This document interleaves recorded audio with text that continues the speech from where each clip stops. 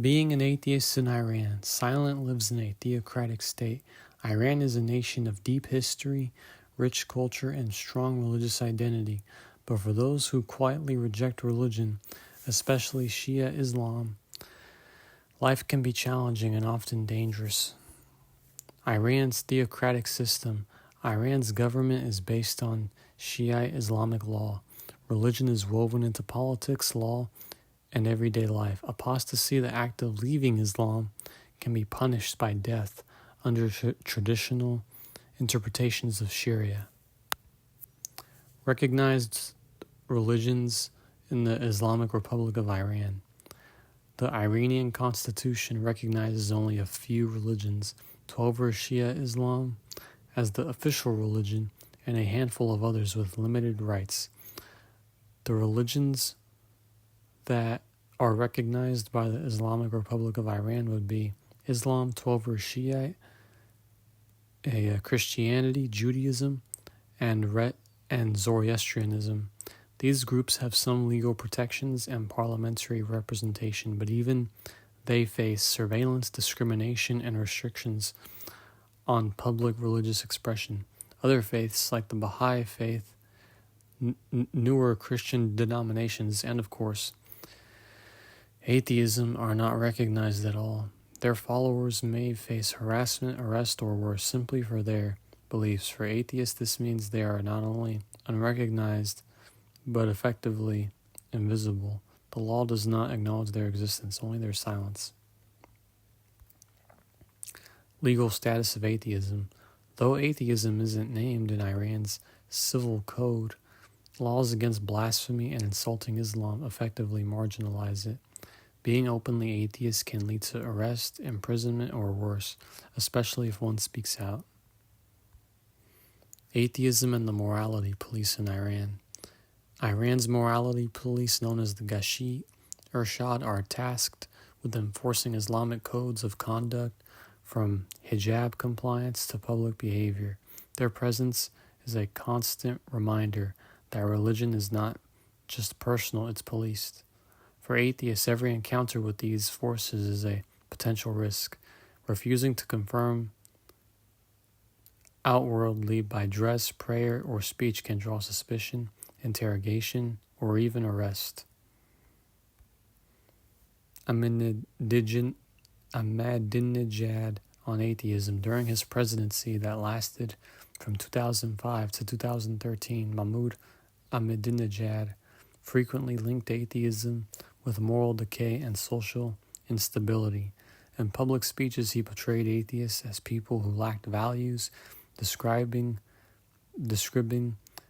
belief in God as essential for justice and peace. In the year 2009, he said, quote, "Those who deny God and rely on materialism spread corruption, injustice, and domination." Ahmadinejad's rhetoric reinforced the Iranian government's narrative that atheism is not just a personal belief, but a threat to national and moral order. In such a climate, being atheist wasn't simply taboo, it was dangerous. Supreme Leader Khamenei on atheism.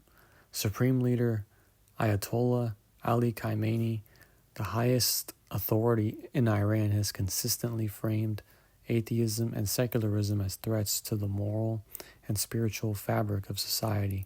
In 2010, he said, quote, "Turning away from God leads to a dark, meaningless life and the glimpse of ethics. A society without faith becomes vulnerable to Western domination and corruption." Khamenei has warned that atheism, often lumped together with Western secularism, is part of a cultural invasion aimed at weakening Iran's Islamic identity.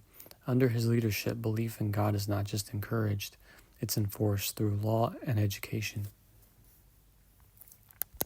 Hiding atheism at school in Iran. In Iranian schools, religion isn't just part of the curriculum, it's woven into everyday part of student life. Morning prayers, Qurans, recitation, and Islamic studies are mandatory. For a student who no longer believes in Islam or in any religion, silence becomes a survival guide. Questioning God, refusing to pray, or even expressing doubt can lead to punishment, social isolation, or being reported to school authorities or parents. Iran and the United Nations. Iran is a member of the United Nations, and under Article 2 of the United Nations Charter, the first sentence says, quote, "Everyone is entitled to all the rights and freedoms set forth in this declaration without distinction of any kind, such as race, color, sex, language, religion, political, or other opinion, national or social origin, property, birth, or other status." While the Islamic Republic of Iran is a member of the United Nations, it does not follow this part of the Charter. Social pressure and secrecy. Many atheists hide their beliefs from family, friends, and coworkers. Coming out can mean rejection, job loss, or being cut off. Most live double lives, outwardly compliant, inwardly questioning. The role of the internet. Online spaces are a lifeline. Many atheists connect anonymously through forums, and encrypted apps. But these digital havens come with risks. Surveillance is real, and people have been arrested for online posts. The quiet rise of doubt, disillusionment with the regime, and exposure to the outside world have led more young Iranians to question religion. Many aren't atheists outright, but are moving away from strict faith, a quiet shift beneath the surface. Personal stories. I can't tell my parents who I am. Atheism gave me peace and fear. These are the voices of young Iranians who live hidden lives, afraid but determined to think for themselves. Punishment and persecution. In some cases, people accused of insulting religion or questioning Islamic tenets face severe consequences, including flogging, long prison sentence, or being labeled as enemies of the state. Life in exile. Some atheists leave Iran entirely, seeking asylum in Western countries. In exile, they speak out, finally free to share what they could only whisper back at home. Life in the West after leaving Iran. Many Iranian atheists who escaped to the West experience freedom of expression for the first time. They can speak their minds, leave religion behind, and live without fear of surveillance or arrest. But the transition isn't always easy. Many struggle with isolation, homesickness, and the trauma of being cut off from family. They may carry deep emotional scars, years of secrecy, fear, and pretending to be someone they weren't. For many, exile brings both freedom and grief. They've found safety but lost a piece of their past. Yet through this, a new identity is formed, one shaped by courage, memory, and the hope of building something better. Advocacy and hope. Exiled Iranians and secular groups advocate for freedom of belief. Though small in number, their voices carry the stories of thousands still in hiding. The bigger picture. Being an atheist in Iran isn't just about disbelief.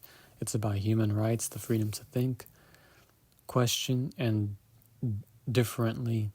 believe differently is fundamental and still out of reach for many. Closing message.